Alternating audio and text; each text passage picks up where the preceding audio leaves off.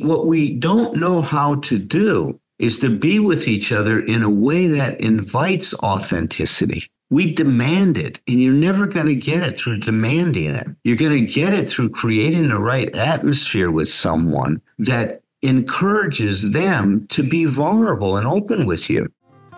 Welcome to Emotional Sobriety.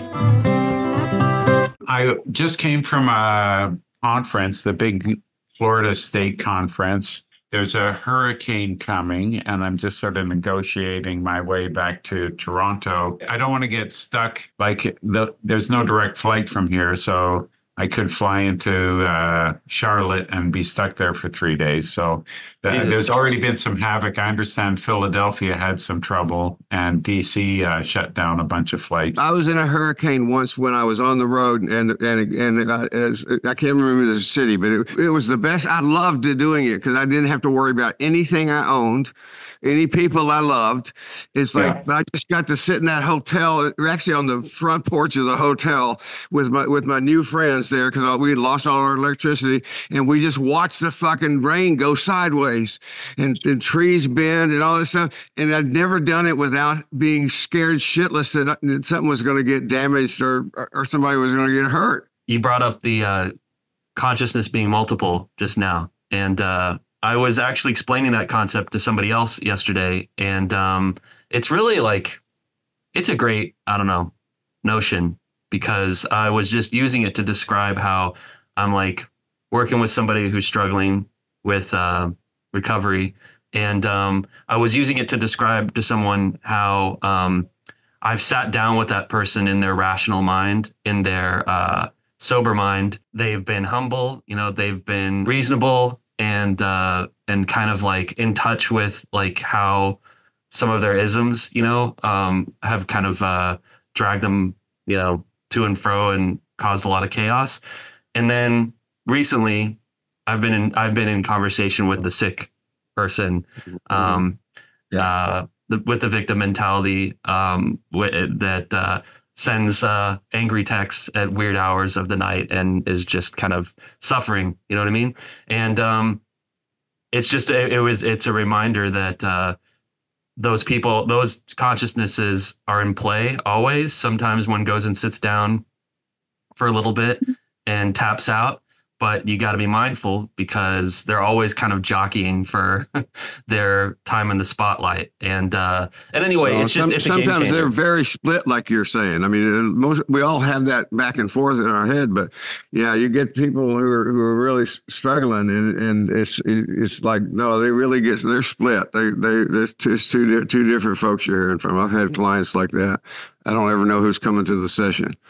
And I've been that. I'm laying this out. I'm not excluding myself from that continuum. Mm-hmm. So. All right. I'll be ready for the late night text. Yeah. I'll send them. I'll put it in the group, guys. Yeah. We appreciate that. We're going to talk about bringing emotional sobriety into situations and contexts where there's very little to no consciousness or existence of it, maybe. And, how does we broaden the circle from 12-step groups and fellowships and emotional sobriety groups and fellowships into the quote-unquote real world? This exists and this happens and it's measurable. Just for the record, if people didn't hear the pre-show stuff, Tom is already up 1,000 points in our little Jeopardy round on another Big Chill quiz.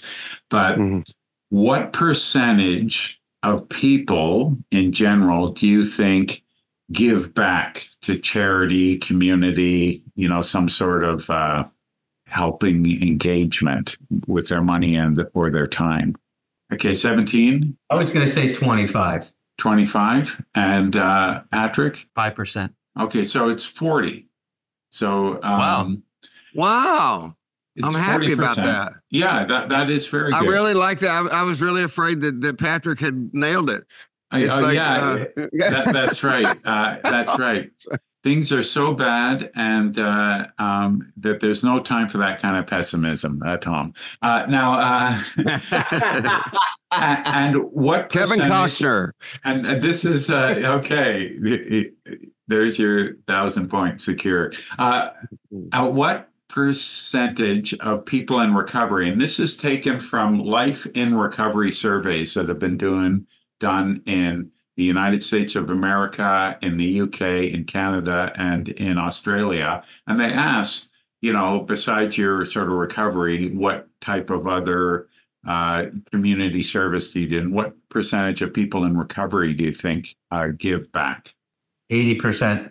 Exactly. Exactly. That is exactly right. Well, think about that. But think about what that says for our community. Twice as many. Twice as many. That's right. Wow. And that's emotional sobriety. That's we're, getting to the point where we're beyond ingrown eyeballs and just concerned about ourselves. And we're sort of, we're emotionally stable. We're emotionally sober. We're able to sort of, go into the community and contribute something positive. And on average, we're busy, like you were doing earlier today. We're busy getting sandbags ready for the hurricane, right? Exactly. We pitch in, we help. Yeah, that's exactly right, and that is baked into something. I don't know what it is.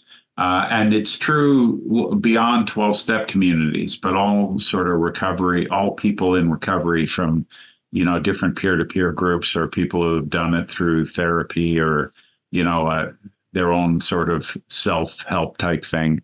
We see this community engagement going from, so it's a post-traumatic gain. They went from, being complete parasites, and I'm speaking for myself as an example here of just using and depleting resources, to somebody who really thinks about what does the world need, what are my strengths, what am I good at, and how can I use that to fulfill some need the world needs. So that would be an interesting way to look at emotional sobriety in terms of how that the affect of that when we sort of go out into the community, right? Because I see it all the time. But you don't start at that place either. I mean, the idea you go. When about in the 80s and 90s, I began to get really scared that everything about recovery was just going to be about me, and actually with hindsight, it's just we were going through it, man. That's the phase we were going through. We eventually, we noticed it, we talked about it, we plugged back in. Yeah. Or plugged in for the first time sometimes. That's right. Yeah. So you have to go in and you have to go in the cocoon and take care of yourself. And then, but when you emerge, we emerge a better person. Yeah. That's a good metaphor. Say that again, Alan. I said, that's a good metaphor. It's funny that you start with this, Joe, because lately I've been really aware of how the tendency is to focus on who we're not who we are. Mm-hmm. And who we are in general, like you're saying, is someone we want to cooperate. We want to be of value. We want to be altruistic. We want to make a difference in this world in a positive way. Mm-hmm. But when, as Thom is saying, is that when we're really struggling, it becomes all about us. And see, this is what you're underlining here. It's a very important part of emotional sobriety. It's not about us. Right? It's not about us in terms of, the importance of not taking things personally, but also in terms of even a bigger picture, in terms of we're just one small piece of a whole thing that's unfolding in this world. And how do we want to be, what contribution do we want to make, however big or small that may be, to that unfolding of this, of a new consciousness? Because that's what this is about. This is about, it's counterculture, man. It's really counterculture. It goes against so much. Like this Christopher Lasch wrote this great book. I don't know if you ever read it, Joe, but it was The Culture of Narcissism. Oh, Jesus, yeah. I didn't know the author. That book broke my heart. Oh, my God. It was so hard to read. When he published that in the 70s, it was so controversial because you're coming out of, I mean, it was such a well thought out, critique and an inventory, we could even say, of what was going on in this culture. And as other great thinkers of that time, like Eric Fromm said, this is a culture of having, not of being. It's a culture of materialism, not of spirituality and wisdom. I mean, and that's a big, big issue. So when you say, God, 80%, see, that's the unfolding of a new consciousness. Yeah. That's the healing. Absolutely. Yeah. Well, right, because that 80%, they've conflated their own survival and well-being with the survival and well-being of the community, the greater body, right? Yeah. As opposed to this more mercenary attitude that we're urged towards in the culture. And talk about a great metaphor. Think about that. So your body, some of these cells heal, but they don't share with the other cells.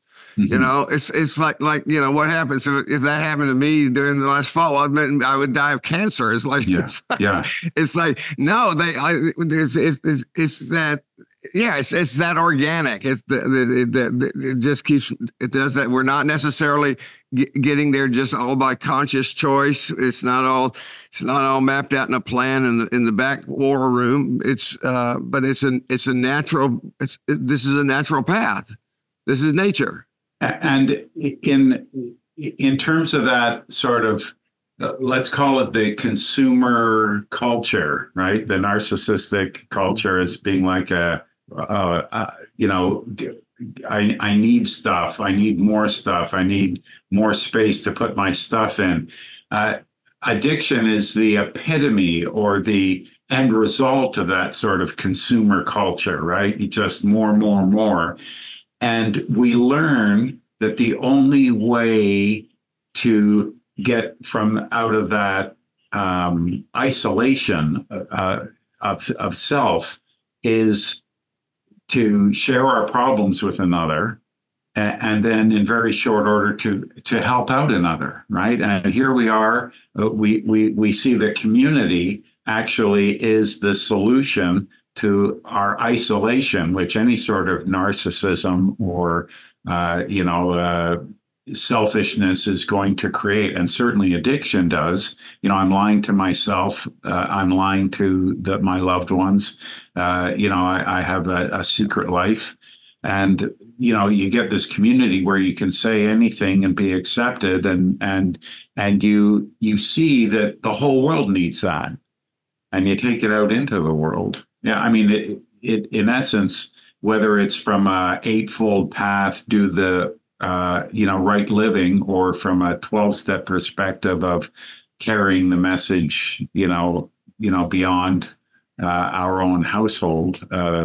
It's baked into that recovery thing, and it's amazing to see that as I was thinking about that this week as a example of what emotional sobriety looks like. I couldn't help but think about Allen when your son-in-law passed recently, and you had to speak at the funeral, and this was an event that was precipitated by addiction issues, and I imagine that you were among a lot of people attending, who maybe there were normies, or maybe there were people who weren't as intimately involved with that process and that suffering. You were able to contribute something of emotional sobriety, I think, to that group of people. Invaluable. One of your grandchildren told you that they were able to have some peace, right? About my little grandson said this was the best day of his life, which was shocking after he's just hearing about his memories and celebration of his dad. And to me, I felt the sadness about it's this Eric's no longer with us, but he said something very, very telling.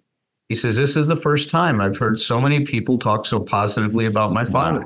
Yeah. It's profound. It's, out of the mouths of babes, right? I mean, we say that stuff all the time, but what he was saying is in general, even when a person's in the throes of their illness, we just look at that person as their illness. we forget there's a person in there. There's somebody in there that's trapped, that doesn't know how to get out. And that's why I, have such a hard time when somebody's in treatment and they get blamed for their disease instead of helping it when they relapse. I mean, it's so sad that our consciousness hasn't evolved to the point of being able to see beyond what a person's doing to who a person is. That's so true. I remember being called out in adult children of alcoholics as, Joe, you're not a human being, you're a human doing. There it is. And what they were calling out was that my only value came from what I thought I did or had, as opposed to like a title, something on a business card, whatever it is, a song, an article, something, I had some value because of something I did, as opposed to I inherently have value because I'm an earthling. Absolutely. I deserve to be here. Well, in terms of the transformation of that, it reminds me of a friend of mine who died a few years ago. I borrow this when I have an opportunity, when I'm quick enough to catch it. When somebody would ask him, and he was a recovering person, but I don't know that he ever associated this with his recovery. When somebody would ask him, "What do you do?" He would say, "About what?" Yeah, nice, good, and just stop. He would just wait. He had hit the tennis ball back over the net. Yeah, and the person had to come up. It was like and they were just speechless. It was hilarious to watch. Yeah, that's cool. Yeah, I grew up in Montreal, Quebec, which is kind of a very sort of European-ish type of culture.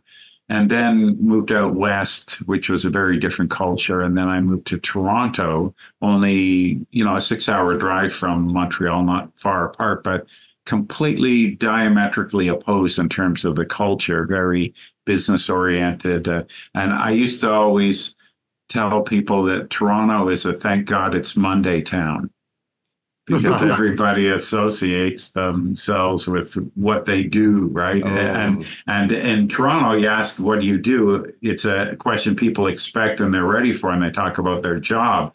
But you ask that same question to someone in British Columbia on the West Coast or in Quebec, I'm a sailor, I'm a painter, right? I'm a father, I'm a guitar player, Mm-hmm. Wow. They talk about what they love as opposed to, how it would be a better world. Wow, if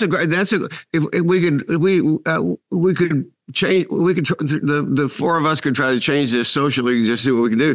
Instead of asking people what they do, ask them what they love. Yeah. What do you love about your life? Yeah. I felt like I was channeling you guys the other day when the good parts when I was talking to a friend of mine whose mother is passing away from cancer, and he is having this like wrenching experience of figuring out how he can get to her, or if he should get to her by flight towards the end. And it's he has a very complicated relationship with his mom, and there's a lot of factors restraining him, I suppose, from just being able to like impulsively jump on that flight and do that thing. And so it's on the table, certainly, that he might not make that trip. You know what I mean? It might be too late. And if I'm really in touch with what matters to me and what matters to the situation, and like Allen said last week, having relationships appropriate to those relationships, I want to kind of Socratically ask him, what's important to you about this? And, like remove from my judgment or anybody else's judgment that might be blowing up your phone right now and telling you what you ought to do and what's the proper thing, when you reach when your parents reaching the end of your life, and you got to think about kind of like, how am I going to show up? Like I don't know. I on my committee, I felt the judging voice jumping up and kind of like telling me all these things that I should, urge him towards, or, kind of try to manipulate or control the situation. But maybe like, without getting too into the weeds, like the emotionally sober tack to take is to not try to control the situation and to be present and to kind of like, as non-judgmentally as possible, just kind of, Wow. put him in touch, but try to put him in touch with, what he's feeling and what may be most vital to him about that dynamic. Wow. And so I hope I did okay, but that was, it was a hard conversation. You set me up perfectly with what I didn't think I was going to find a way to do this, but I have this really brief quotation from Ernest Hemingway I was reading this morning. Hemingway gives advice to writers, but it's bigger than that. It says, "Listen now. When people talk, listen completely. Don't be thinking what you're going to say. Most people never listen, nor do they observe. You should be able to go into a room, and when you come out, know everything that you saw there, and not only that, and he goes on after that. But it was like, open up. What you did in your personal landscape, Patrick, was you basically just put your hand out and held the judge back. It's like, he can judge all he wants. He's not going to. He didn't get to the microphone. You don't get to speak in this meeting. And beautiful. What does the judge have to do with that? You know what I mean? Like, that's, I think, what was occurring to me when I was having that conversation is that, the judge has no, I don't know what like positive effect the judge would have in a conversation like that with a dear friend, Yeah. From one of and that judginess can be really a hindrance to the therapeutic process too, when you're trying to sort of self-discovery, just the judge has to sort of sit back and have a somatic or emotional experience as opposed to a critical thinking experience all the time. Tom said something about, how we greet people instead of asking them what we do. At the first of this month, William Shaberg wrote or published a brand new book. He's written a number of things that have been, very research intensive, very historical. This one's more a legacy book. It's called 30 Things, Practical Advice for Living Well. And it's just through his life, his struggles, the people who've helped him out, how he resisted these things that turned out to be exactly what he needed and working through it. And there's 30 of them. And one of them is a antidote to these sort of superficial conversations, like our job as our identity. And it's to start a conversation with, so what has become clear to you since the last time we met? Wow. That's cool. Yeah. Yeah, I immediately, I put myself in that as a role play. And you said that I immediately go inside and I come back out quickly because I'm in a conversation and I say, apparently nothing. It's a mess in there. It's like it's a challenge. That's a great question. I'll leave. If you say that, I'm going to leave with that question. That question is coming with me. The question is, we say this all the time, Alan, don't you in therapy say, getting the questions right are so much more important than there's no one answer. Questions are like magnets. They'll draw information. And what is becoming clear is a beautiful question. You were talking, Tom, about how you weren't quite sure how to approach this topic. And then you came across this great Ernest Hemingway quote, right? About having a curious mind and positive regard and sort of, trying to be a student instead of knowing it all. I mean, that is exactly what we're talking about here, right? That's a better way to look at life than I got this, I know this. No kidding. Yeah. I know it's going to happen here type of approach to life. One thing. I say real quickly that we've talked about this on the podcast before, but if we traveled back in time and told a younger version of myself that try to describe this, the idea that not only is it okay for me to not know something or to be confused by something, not get it, it's like I can say it out loud, and it's not only that I don't feel bad, I feel good about myself because I'm able to do that, because that's strength. I don't have to know. Yeah. What a freedom, right? A very, very important friend of mine said to me, Joe, you seem to think you need to know what to say. You seem to think you need to know what to do. Your job is to show up, Joe. That's your job. Show up. It. Nice. Such a liberation. Yeah. I find we can do that. Yeah. We can do that. I'm glad that I noticed now that the part of me that's always wanted to jump out and say things rather than to listen, I may not always win that battle, right? I may not always win it, but like in noticing that I feel a lot better when I can be a receptor rather than trying to kind of always impose something onto what's happening. That's another way of saying trying to control everything that's happening. It does feel better. I don't know. I feel much more a part of when I can just actually be the receptor. Yeah, and it goes back to Allen's. We need to learn to be ourselves, right?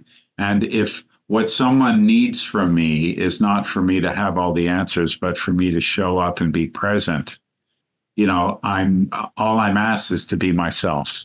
We're talking about conversations that are several layers deeper than most have in a day-to-day world. It's like, and I think this is worth exploring more on the podcast. And is the idea of, because what's the problem of the world? And I'm not asking to get into content politically, but religion and politics, everything. What's the problem? Communication sucks.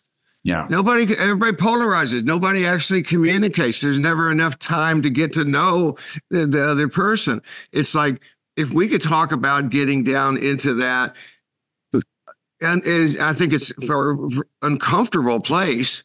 And sometimes it's uncomfortable because I'm afraid somebody else is going to take it at a surface level and just take off with the conversation, but I would rather talk about, understanding each other. Yeah.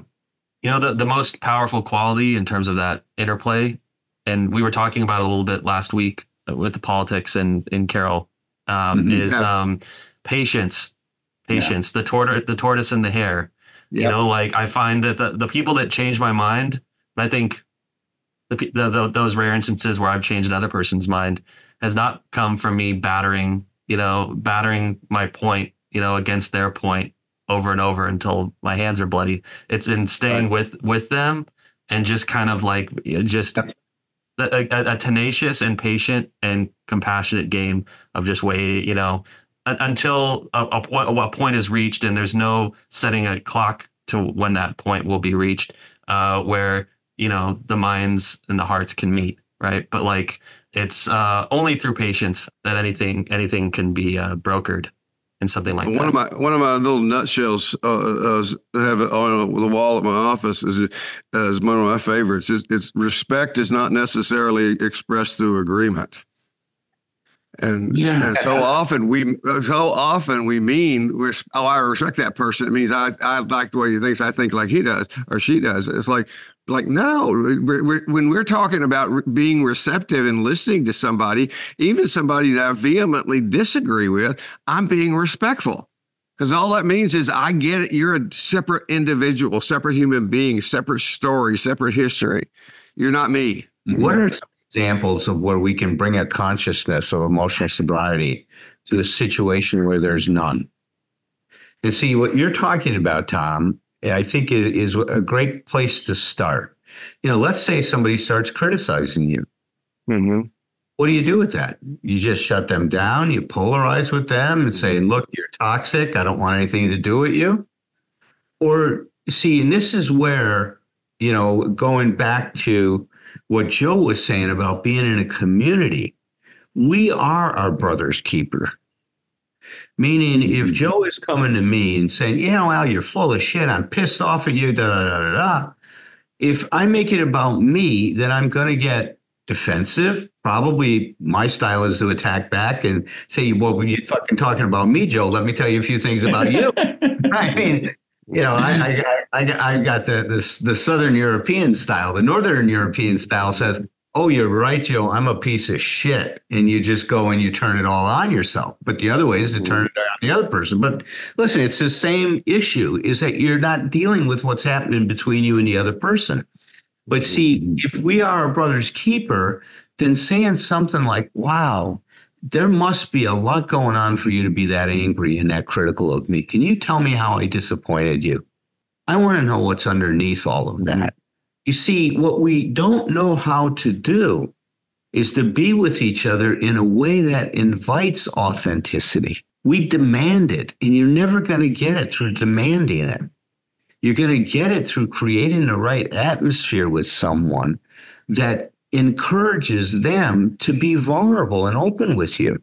Okay. And that's not an easy thing, man. I'm telling you, nobody wants to start with that. They'll start with, I'm going to tell you, all the things you did wrong because I don't want to open up how disappointed I am and in the pain I'm feeling. So I'm going to go ahead and project that onto you.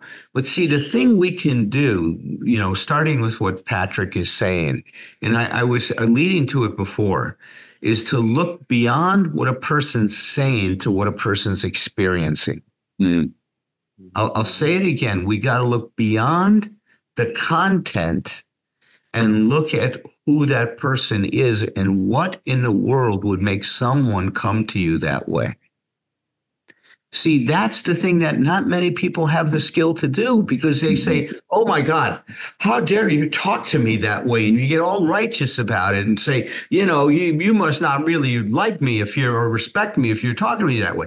I think it's the opposite. If somebody's got the mind to start to talk to you, it means that they're trying to connect with you, albeit that they're doing it in a spastic way. They're knocking a glass of water off the table instead of keeping it on. I'm not in any way whitewashing that behavior. That person needs to look at how they're communicating their pain and stuff like that. There's no question. That's an important part of this. But when someone can't, do we just condemn them or do we invite them? Okay, go ahead. There's another step. You skipped a step, so I want to talk about that in a minute. What's the step? The step is looking at yourself. It's like the idea, the story we're telling here, that we're actually making an assumption that the person who confronts us is wrong in some way, doing it maybe wrong in content, maybe just wrong in how they're doing it. But the first step to me, when you say somebody criticizes me, what's the first thing I do? I'd look and see if there's parts of either all of it or part of it is true, because the idea of just reflecting back on them is that's not the place to start. But that's not what I'm saying. See, when I say to look at what they're doing, is they may be disappointed with something I did, and when I'm talking, I'm not excluding. I don't. You see what I'm saying? No. So what I'm saying is to get them to say it to us in a way that reveals what the injury is. Mm-hmm. If they're just coming to me and getting angry about something, right, they're not really talking about the pain of their disappointment. And yes, I will at that point in time, and that's why we're creating this atmosphere, is to create an atmosphere of mutual vulnerability. But see, that you're right. It might also go to say, hey, let me look at this. But when I see what's really going on in another person, you see what I mean? It creates a certain atmosphere, Tom, that yes, what you're saying is also important, is we got to look at our own culpability. But I'm taking a step way beyond that right now. I'm not looking at that. I'm just looking at how do we create an atmosphere with someone that invites someone to talk about what's really going on in their experience. Right. and see. We're not disagreeing. It's like you and I often have arguments in which we don't disagree. It's like, we've had some doozies actually. Yes, that's for sure. I just think part of emotional sobriety is. So how would that sound? So I told you how mine would sound. How would that sound if you were doing that? Let's say Patrick's saying, goddamn, Tom, you're a fucking selfish bastard. You're always fucking talking about yourself. I'm calling you to tell you about how my fucking partner is locking me in the room and you're telling me about, your dog. Fuck you, man. What the fuck kind of friend are you? So now what's your response? Okay. Well, this is getting complicated. Two kinds of scenarios. You're saying, how do you deal with somebody who's just kind of just over the top upset, or how do you deal? We've got to keep in mind the person may be more reasonable who's talking to me about this and bringing the criticism. No, but I'm saying, but let's apply. You could apply what you just said to that. But I'm just. You could apply. You could just say to Patrick, man, you're right. I was selfish when we talked. That's what I'm getting. It's like you don't. You were saying that if he was more reasonable, you could do it. But I'm saying no. That is not what I was saying. You said over the top, right? No. I wasn't saying that. I was just commenting on the fact that every time you go back to your scenario, the person is unreasonable. I think you can. But I just said in that scenario, how would you deal with it? Just deal with that scenario. Create another one. Create another one to talk about. It's easy. I want more information. Tell me what I just interviewed. I'm pissed at you. Last time we talked, all you did was talk about your dog, and I was locked in this fucking room. That's what you're talking about. That was fucking selfish. So now you're responsible. Okay. I mean, okay. What? I get that. See, that's the thing. I get that. It's okay for him to be right. I was being too more selfish. Let me offer something. So it would be in Allen's version, you would say, wow, it sounds like you're having the experience of being very closeted in. My version of that would be is that, wow, I can really see that from that experience we had together, that you conclude that I'm not really that interested in you and your experience. Right. And I must be failing in some way, letting you know how important you really are to me. Okay, in my version of it, I don't sound like a therapist, for one thing. I don't sound like I'm giving a reflection back. That's not a therapist. That's somebody we call being vulnerable. That's vulnerable. A therapist, Tom. That's not being a therapist.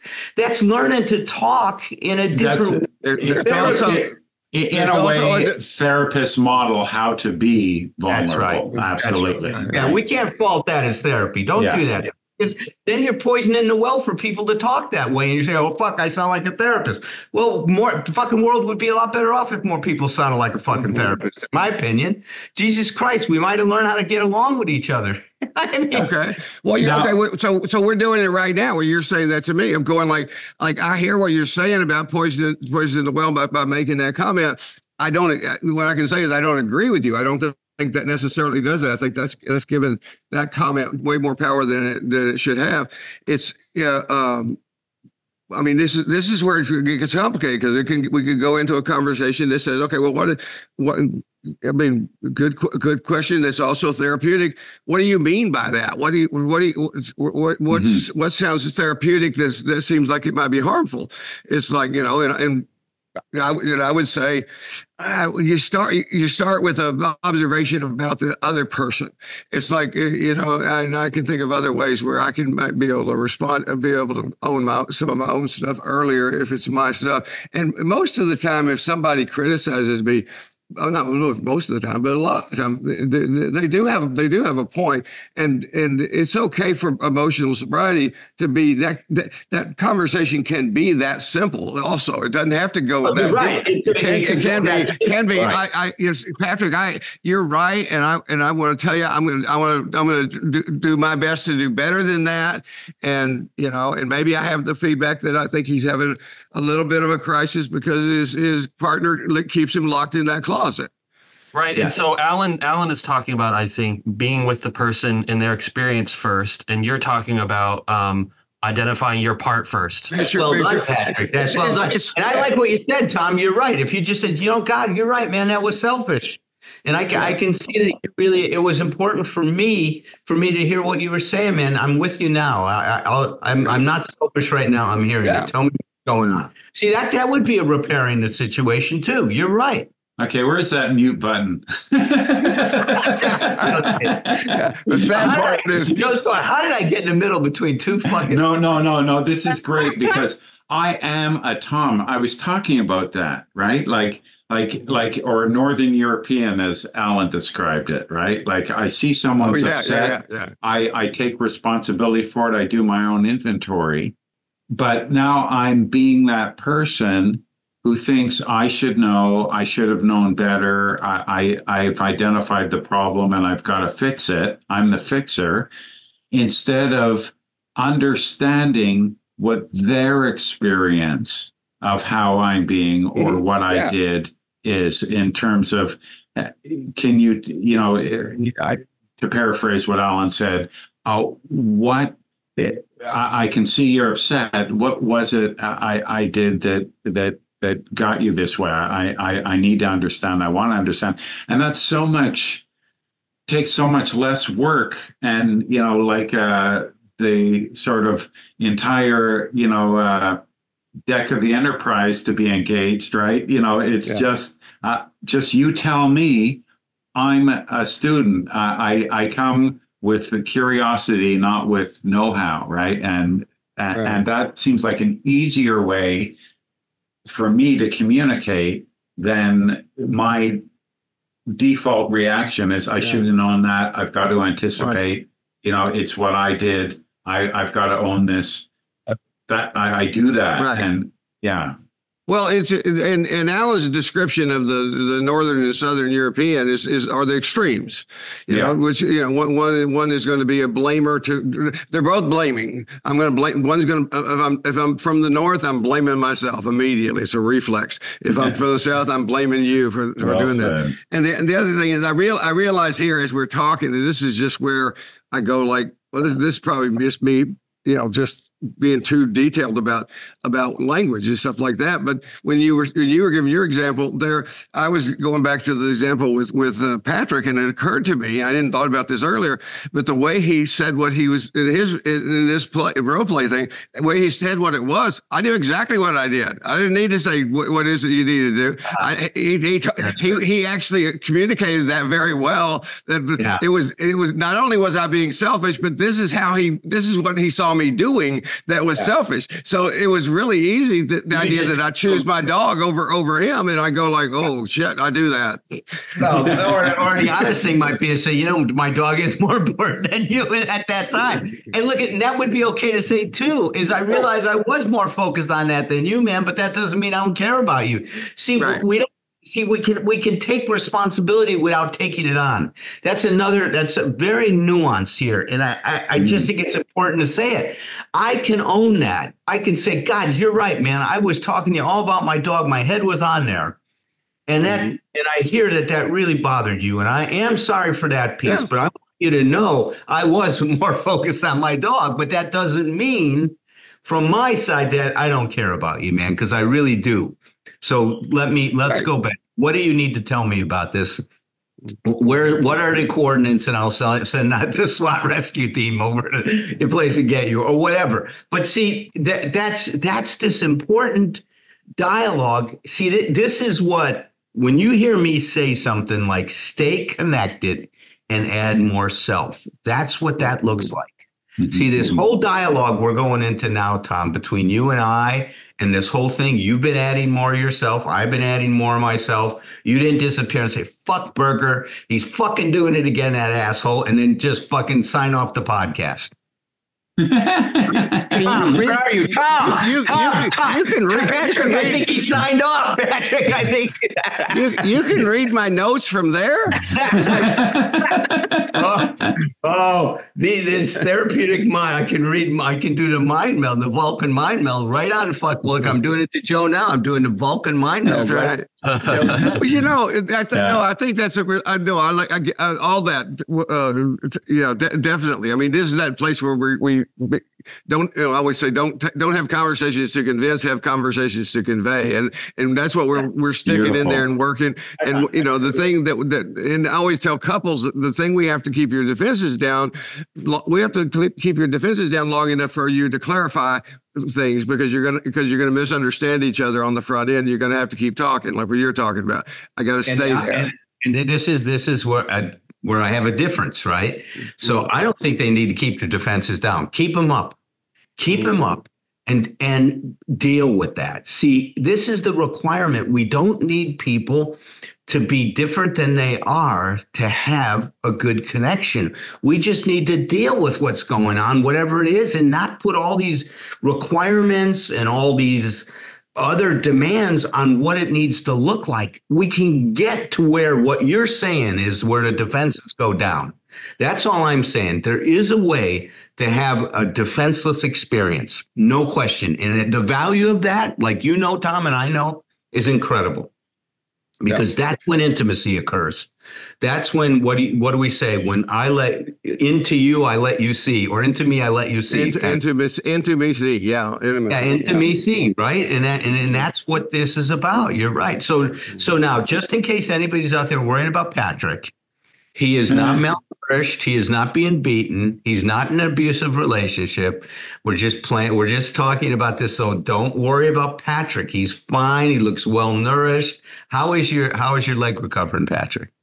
Thanks so much for asking. It's honestly a little better every day, and I may be in a storage room that looks like absolute chaos, but I could not be happier just being on the pod with you guys and really getting into the nitty gritty of where the rubber meets the road with emotional sobriety.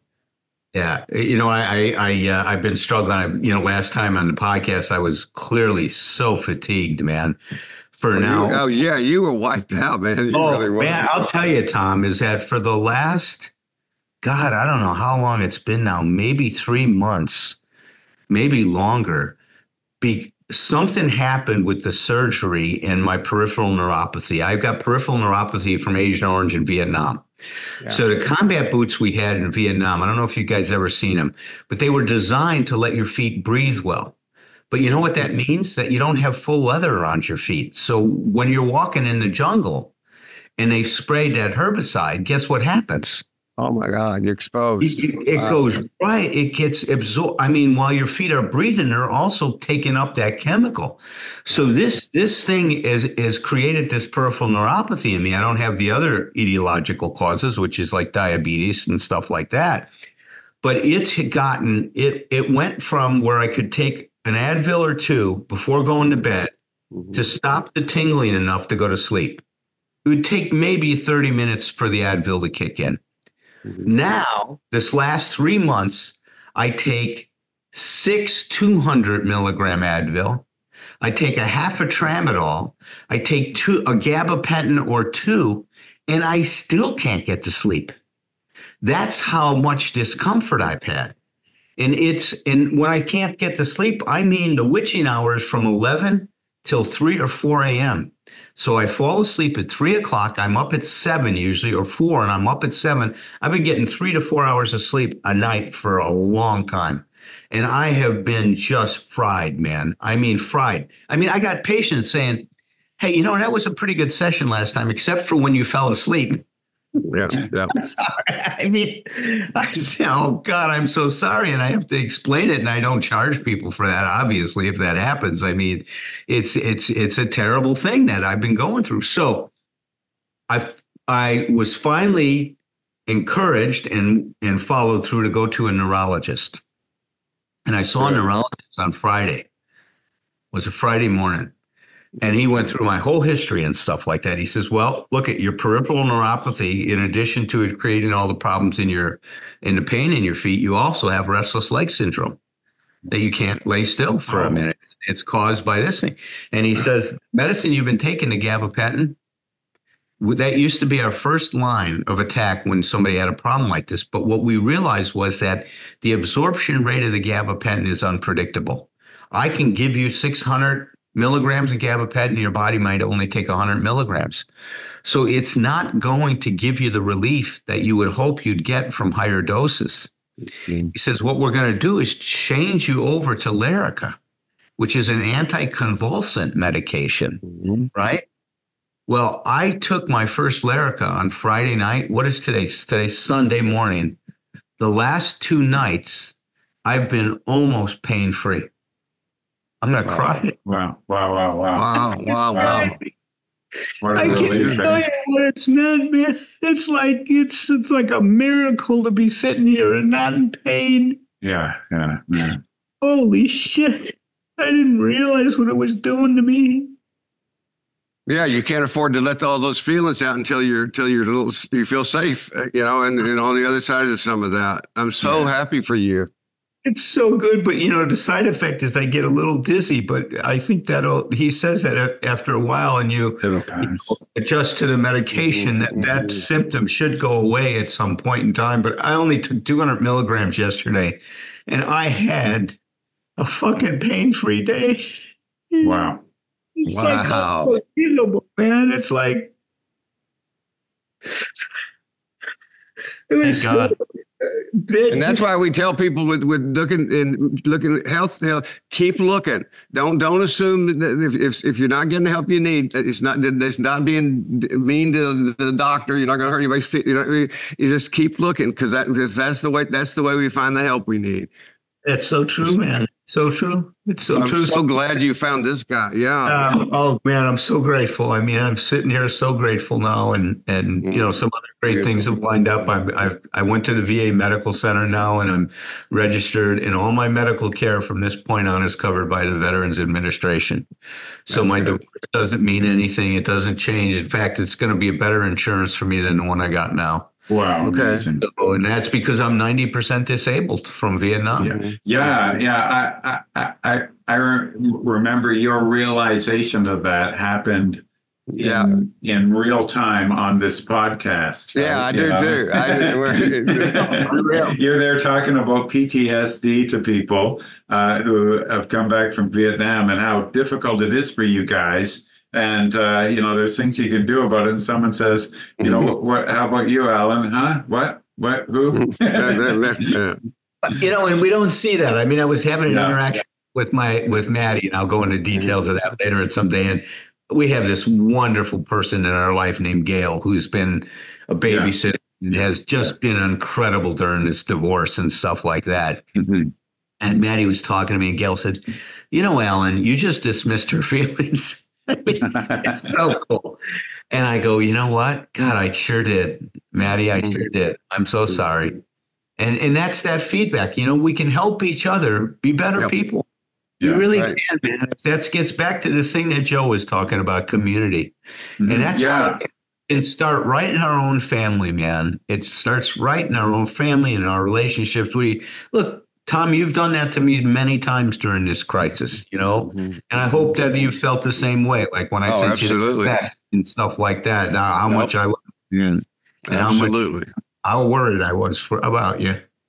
Mm-hmm. You had that answer and going through. No, and the need of that kind of feedback, which can only come from community, like a partner. It could be like a romantic life partner, a mentor, sponsor, sponsee, any of these things, where the purpose isn't to make me feel better.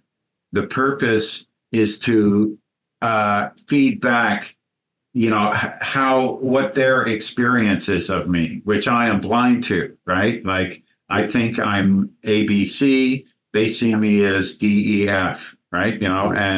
And they're not completely right and I'm completely wrong, but they have a different perspective that if I am open to it, it can help me see myself in another way, right? And and my state, so they can call Yep. me out on my Amen. state. What you talked about being pain-free, I had the experience of with realizing that I went through this long period of grief that where my homeostasis was sad, where when I was in a period of joyfulness, it was exhausting because I was outside of my normal comfort zone, right? It was like you, and when you were talking, Alan, about not even knowing what a day pain-free looked like, right? Like I didn't know what a day of happy, beginning to end looked like, right? That was like this unfamiliar thing to me that exhausted me, right? And it's amazing. We need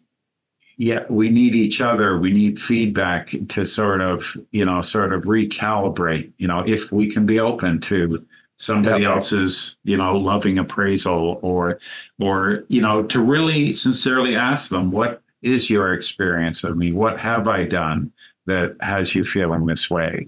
Just to sort of wrap a bow on that part of it. Yep. One last thing before we wrap is 53 years, right, Alan? Friday was 53 years clean and sober. Amazing. So dry, you're a fire hazard. Yeah. That's true. I'm ready to combust at any moment. Now maybe I'm not getting all this right, but that seems like a pretty long time. It does seem like Hey, and Alan, thank you for suiting up and showing up for this podcast, for the workshops, for the meetings, Always. for Yes. therapy. We really love you. Yeah, absolutely. Yeah. I mean, this podcast, what makes it so different than so many is people aren't, I can't participate today. I'm not on. Right. They just sort of bring it. Right. we just show up. Just show up. That's the thing. The level of authenticity here is, I think, if people want to know an example or have an example of emotional sobriety, that's it. Yeah. Is we show, just like you're saying, Joe, we show up as we are, trust that the process is going to unfold. Change your life, change your myth, cultivate your narrative with whomever you